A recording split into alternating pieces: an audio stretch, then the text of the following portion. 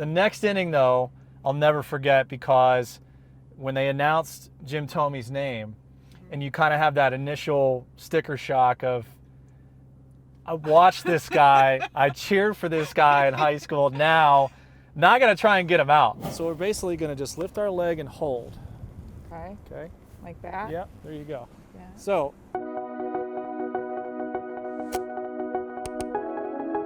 As I recall, the first person you ended up doing television with was me. Yes. Do you remember? Like, I was working at Channel 3. You were you still playing baseball, Yeah. or were you phasing out? Yeah, so I believe that was towards the middle to end of my Indians tenure. And it was always great to come in the mornings because it was usually either right before spring training or right when we got home and right before the season would start. And kind of one of those, season previews, what to look for this year, young up and comers, and then just kind of get everyone, excited. So yes, I believe you do have the official title of my television baptism, we'll put it that way. And it was kind of one of those things where, you and I were friends even before that, and you know as well as anybody. We met here. We're driving Yeah, through Crocker Park. that's right. We were living on the same floor. That's it right. was like a compound of your teammates and my friends. Small little community, yeah. This is where we'd hang out. It was awesome. It really was. But as you know, like chemistry is obviously a huge deal. And you and I hit it off, and it was easy, on air because you didn't even realize the cameras were there. I mean, you're just kind of talking like we would here. Go to Brio and have lunch or something, and it didn't really change. We were just all dressed up. That was basically it. But yeah, that was fun, and it was something that I felt, down the line. I mean, any guy who plays sports, you feel like you're going to play for 20 years, make a bunch of money, and then retire and do whatever you want. And I think at the end of whenever I was done playing, I think broadcast was always something that I was interested in doing. And if I was lucky enough to be able to do it the place I grew up in Cleveland. My family's from Medina, so we were born and raised diehard Browns, Indians, Cavs, and I still remember wearing my Omar Vizquel jersey to high school when I was in Cincinnati.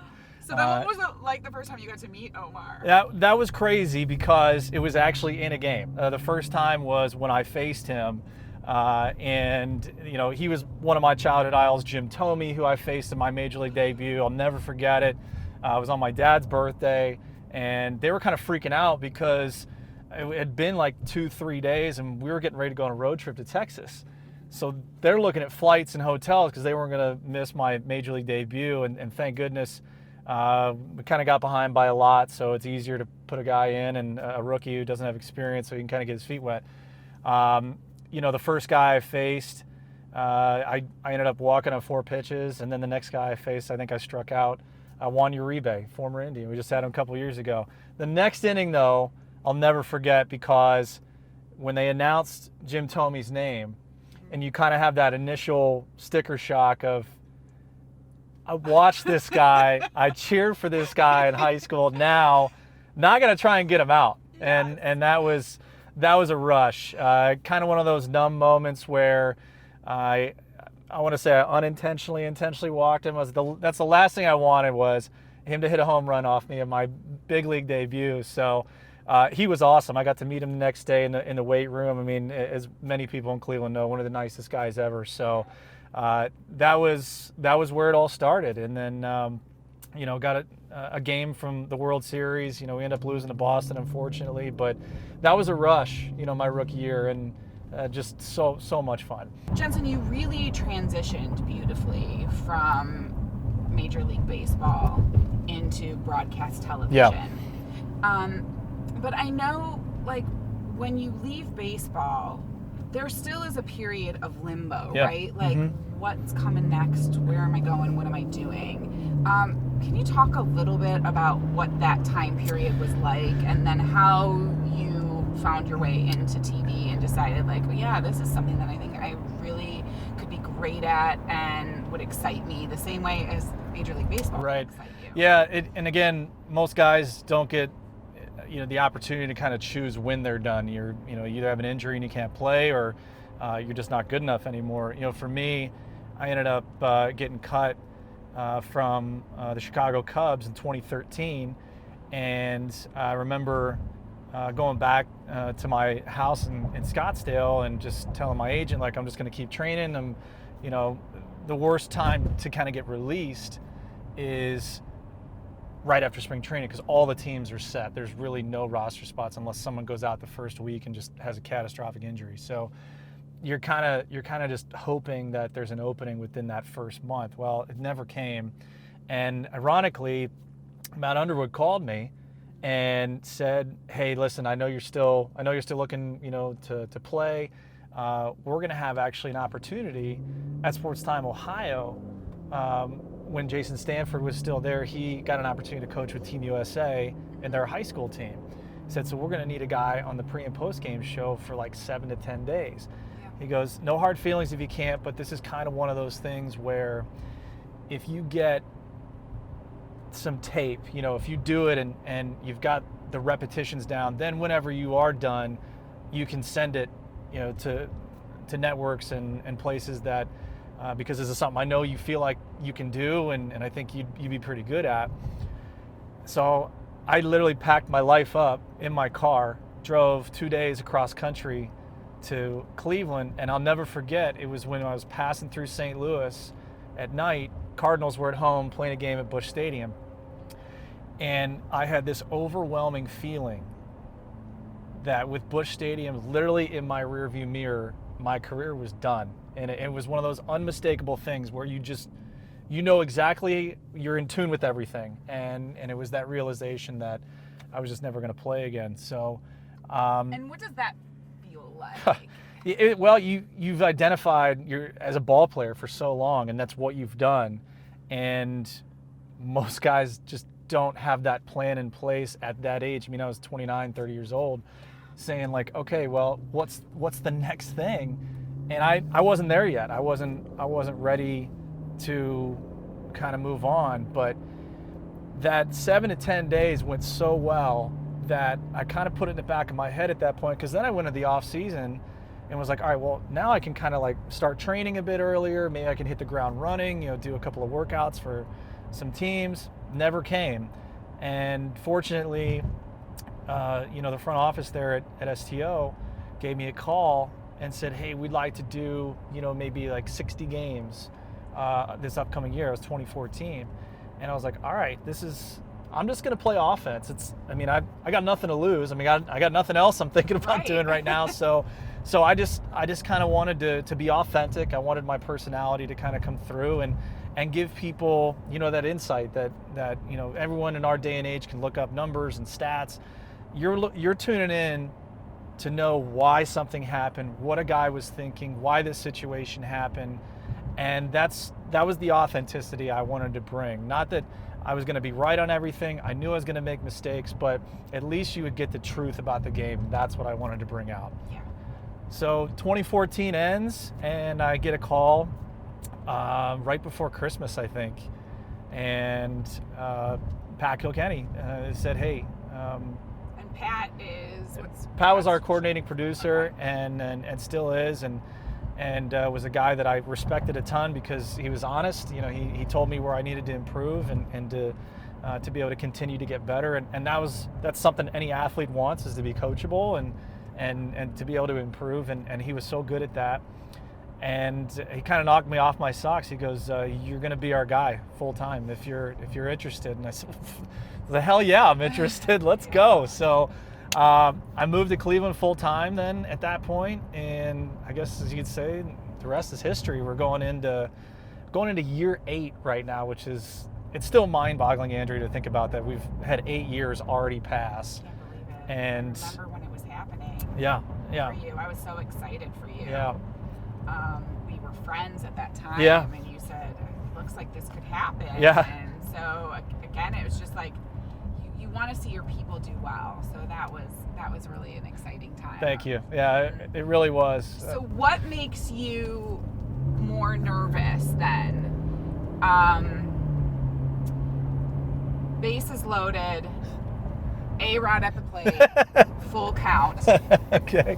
Or live television, prompter dies, no scripts, and a streaker in the back. I think we've had a couple of nights at home where we kind of had that college game day feel with everyone screaming behind us after a walk-off, and I'm turning to Al and trying to hear him, and we're looking at each other before we come on camera and like, I don't know what you're saying, so we're just going to roll with it. We're just going to try and make this look somewhat clean. And I think I'd have to go back to my first 2 days ever on air back in 2013 when in the studio, the old KYC studios there where we were, there was a bug flying around the studio.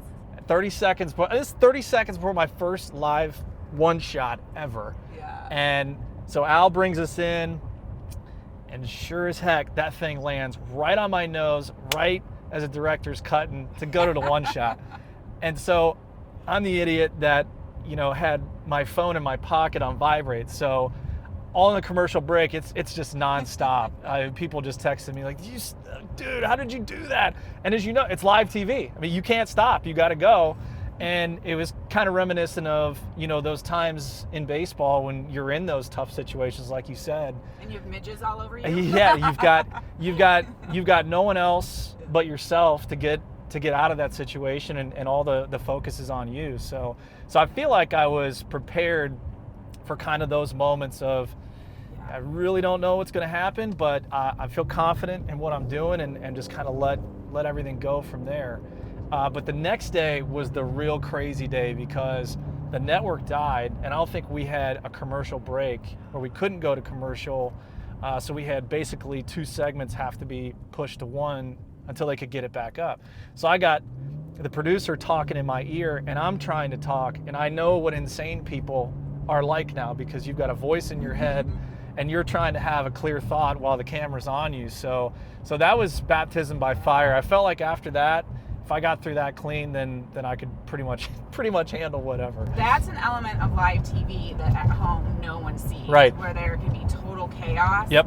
But then the skill is making it seem seamless. Yes. Right? Like harder done. Imagine, to talk and have someone else talking in your ear. Right. And not miss a beat is not everybody can do it.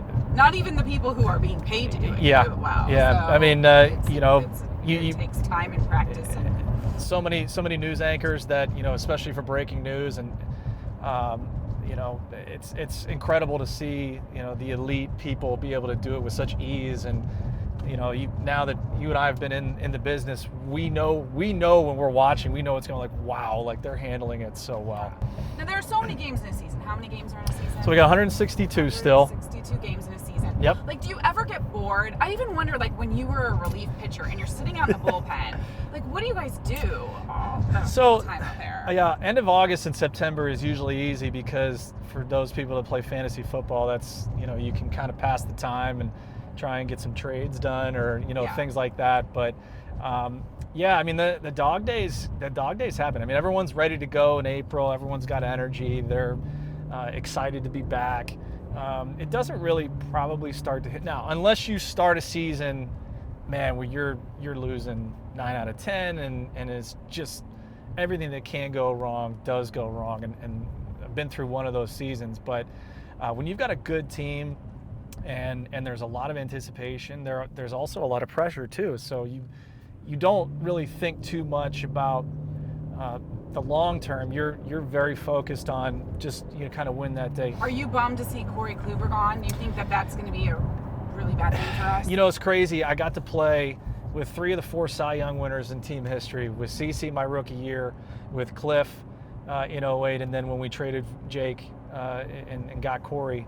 And Corey, when he came over, boy, he didn't say more than 10 words a day. You're trying to learn about your new teammates, and that was just the guy he was. Still kind of is that same guy. But I think for him, is it because he's shy, or he just really doesn't? He's antisocial. No, I don't think he's antisocial. I mean, Grady Sizemore was a guy that didn't like to talk too much unless he got to know you a little bit, and then he'd open up. And then there's definitely guys in a clubhouse like that. That's unique. And the unique thing about baseball, you've got so many personalities and people from different places, and it really teaches you to be able to, because you're not going to get along with everybody, and you kind of go in knowing that, but you're there to do a job, and you've got to get along with those people during that quote unquote work time to be able to succeed. But So you're trying to get to know Corey. yeah, Corey was a guy that, you knew the work ethic was there. The results weren't there early, but you always knew he was going to keep continuing to find a way to improve. And, once it finally clicked for him, that second year in the big leagues and he took off, man, it was really cool to watch him not only assume that leadership and that Cy Young role, but to a guy that was revered in baseball. I mean, for about 4 years, he was one of the 4 best pitchers in our game with Max Scherzer and Clayton Kershaw and Chris Sale. And you went to the ballpark every night that he pitched and expected that we were going to do a winning postgame show. Expected that, we're going to get, I think we had that crazy run where you scored at least 4 runs of support while I was in the game, and he was like 50 something and they didn't lose. So for a guy that obviously meant so much to the team, it'll be a huge loss from a morale and a clubhouse standpoint, but what he's imparted, and that's the beauty of baseball. I mean, you lose friends, you lose guys to either trades or however it works, where they move on to different teams, but won't be lost is what he's imparted, and that's passed on to guys like Clevenger and Bieber, and certainly he and Carrasco, who have been together for so long. That's the beauty of how a guy can impact it, even though he's not here this year and beyond.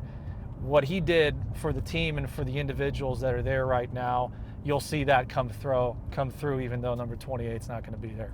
Who was your favorite teammate that you ever played with? Wow. I would say when I was young, there's a couple guys. I always enjoyed Jason Michaels and Casey Blake. Case was always laid back, kind of happy-go-lucky. J-Mike could be a little high-strung sometimes, but a lot of high entertainment value, always kept clubhouse loose. Trot Nixon, though, is probably got to be my favorite because, he was a guy that you knew, you kind of revered. When he walked in the room, there was a presence about him. Obviously winning the World Series with Boston, he had the experience. You kind of took whatever he said as Bible. It's all right, this is how we do it, this is how we travel, this is how we go win on the road. I think when he was in the back of the plane after we went up 2-0 on the Yankees in the division series, and he yelled up to the front of the plane to Eric Wedge, he goes, "Give me the rocket," because we knew Roger Clemens was pitching the next time. I mean, he yelled. Like, we got families, we got kids in front of the back of the plane. He goes, "Give me the rocket. I want him tomorrow." So it was awesome. I had goosebumps thinking about it. It was great. But he just led. He led by example. He was a guy that had been there, and he didn't even play a lot down the stretch. But he was our unquestioned leader. He led us in a lot of different ways on and off the field. So those guys, and I would say on the field, when you're interacting, obviously as pitchers and catchers. I was lucky to work with Victor Martinez and then Kelly Shopping. They're 2 completely different personalities. But they really liked each other. Yeah, they did. And that bond, was great because there can be, some angst, especially your backup catchers who are not going to get to play a bunch, but you would never have known it about Shoppy.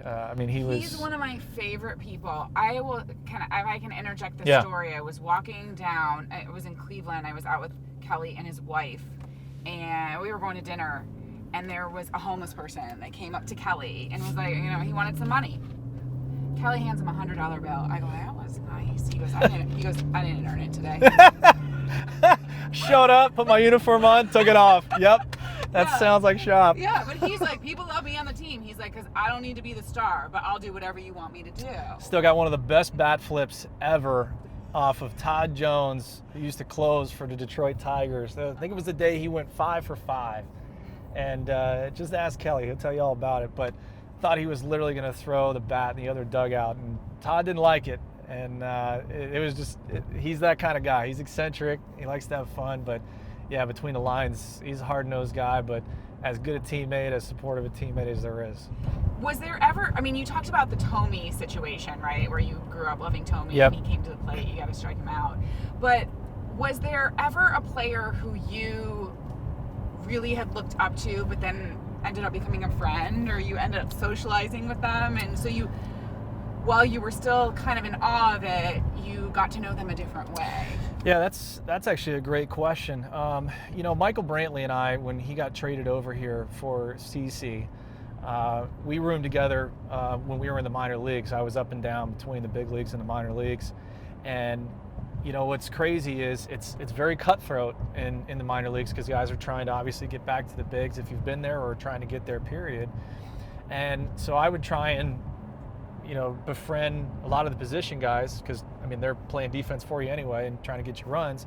But at the same time, I didn't feel like every night when you came back to the room on the road that there was going to be tension, between if you're room with a fellow pitcher, especially a fellow reliever. Sometimes those situations are difficult. So Mike was always a guy too. We had kind of a similar routine, and any baseball player would say we're so routine oriented. And at that point, I kind of really gravitated. His personality was fabulous. He was a little more of a quiet guy. I obviously was very outgoing, so we balanced each other there.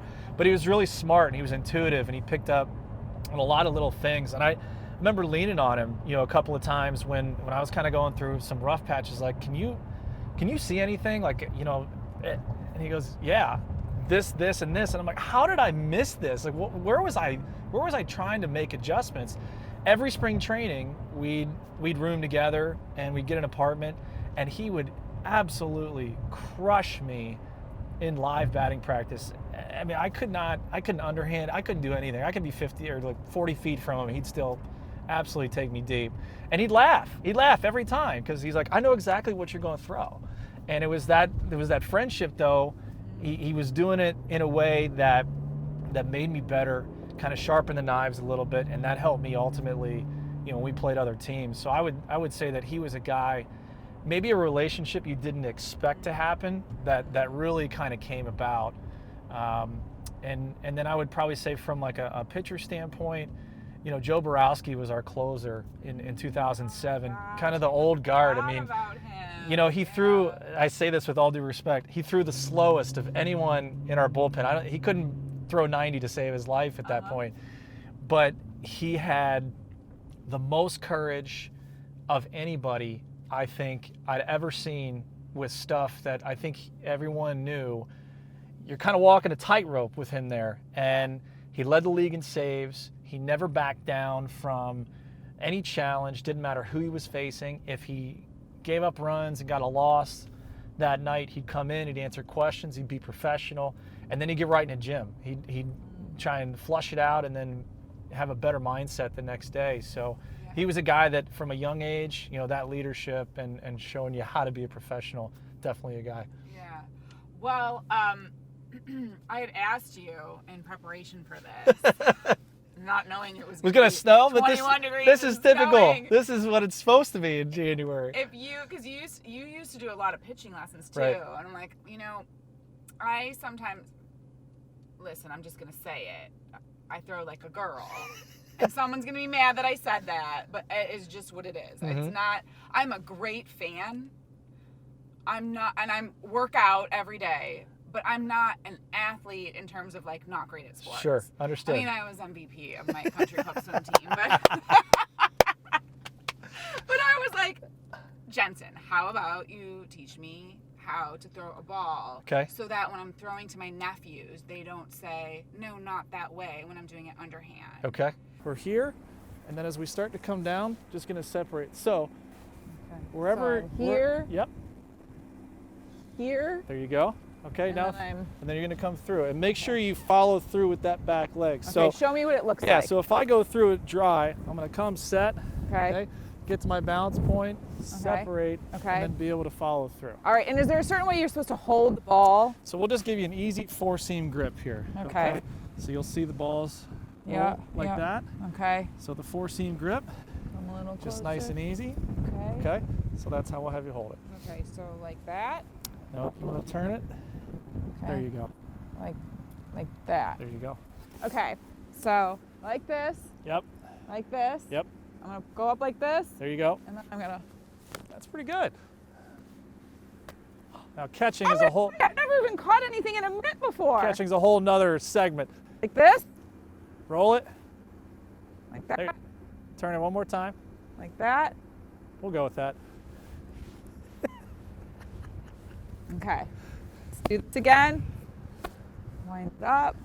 And oh, Oh, God. Okay, see. That's why we're only doing it a couple times. That wasn't as good. I should have. You just need practice. Okay. I know you gotta love this car. Oh my God. I will channel my inner James Bond, no doubt about it. All right, let's switch roles. All right. Friend. All right. Oh my God, this is insane. How's it feel? Holy Lord. So I'm a huge James Bond fan. So when you texted me and you were like, do you have an idea of, what you would want to go in? Yeah. And so it's the first thing that came in my mind. I mean, our entire family is huge Bond fans. So, my brother, who's a big gearhead, he loves cars. And so I didn't tell him, until you picked me up today. Just to be sure, you know how that goes, right? Yeah. So I wanted him to get the full effect, and of course my mom and dad too.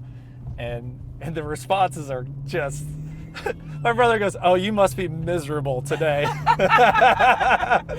Oh man. It makes an icy 21-degree day a whole lot better, right? Man, live, man. So if you're a big Bond fan, Yeah. Which film do you think is the best? So when I was growing up, we played GoldenEye on Nintendo 64. So obviously watching the movie and then being able to go through and play all the different boards was great. I was a huge Pierce Brosnan fan, and I think anyone who is a Bond fan, when he kind of said, I don't know if it was Die Another Day or whenever his last film was, he was going to be done. You have a connection there, like this when you see him, like he's Bond. Yeah. So sure. when Daniel Craig came for his first movie in Casino Royale, I know there was like a big deal with a lot of the Bond people about like, I don't know if he's going to be able to do it. I thought it because I was like, he doesn't even look like the Bond I know. There is definitely a bigger, probably have to go all the way back to Sean Connery as far as like the physical presence there. But I've enjoyed everything that Daniel Craig's done. I thought Spectre was fabulous. I still think Skyfall is probably, of the Daniel Craig movies, the best one that he's done. The storyline is fabulous. And you have, of course, the old Aston Martin that he drives here, so it's kind of a throwback. I love Casino Royale. So cool. I mean, you get to go to Monaco and just see that's the other cool part about Bond is it's so many different ridiculous places throughout the world. Yes. I mean, they go to Macau and so then you look at it and you're like, okay, I got to put this on my list of places to travel. And unfortunately, as a baseball player, the farthest internationally you're probably going to go is Toronto or Puerto Rico, or if you're lucky enough, you get to go to Japan to start the season.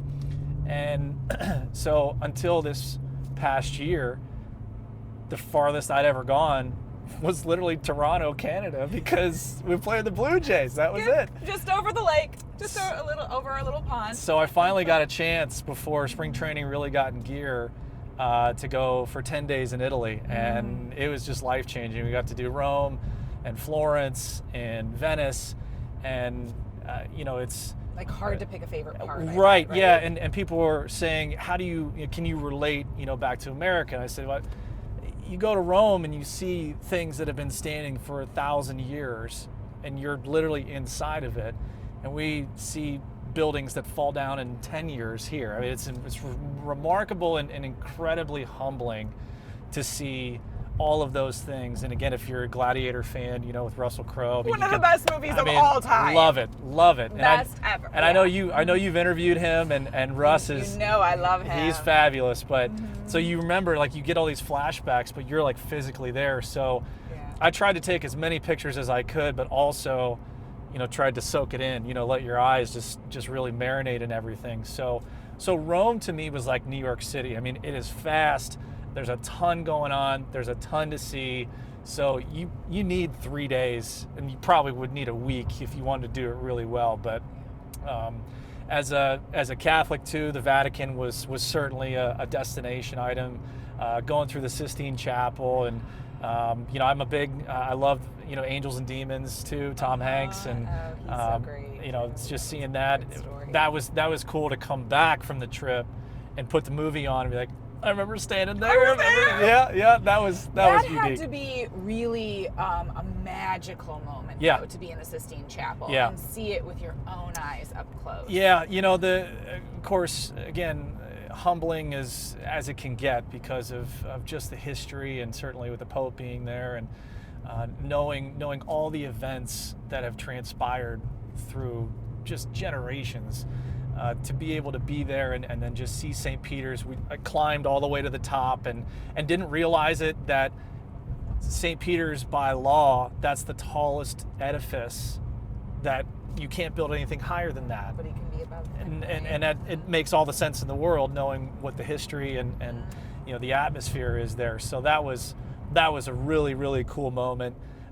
Then going to Florence, I related it more to like Chicago. It's bigger, kind of more spread out, maybe a little bit of a tick back as far as pace, but the food, that might have been the best food I think I ate on the trip. And I'm a celiac disease person too, so in Italy, they are so cognizant of the gluten-free diet. So I got to eat authentic Italian bread. I tried every pasta noodle that they possibly had that was... And it was good, because sometimes it's like, all right, that's not bad. It was delicious. It scarred me for life, eating American-made pasta. And again, it's... No, what it is. There's no comparison. There's none. It was incredible.